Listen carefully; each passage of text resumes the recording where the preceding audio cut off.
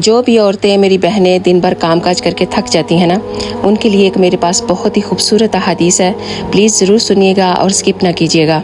حضرت فاطمہ الزہرا رضی اللہ تعالیٰ عنہ نے حضور صلی اللہ علیہ وآلہ وسلم کی خدمت میں حاضر ہو کر شکایت کی کہ یا رسول اللہ، چکی پیسنے کی وجہ سے مجھے شدید تکلیف ہوتی ہے، تو مجھے کوئی لونڈی یا غلام دے دیا جائے۔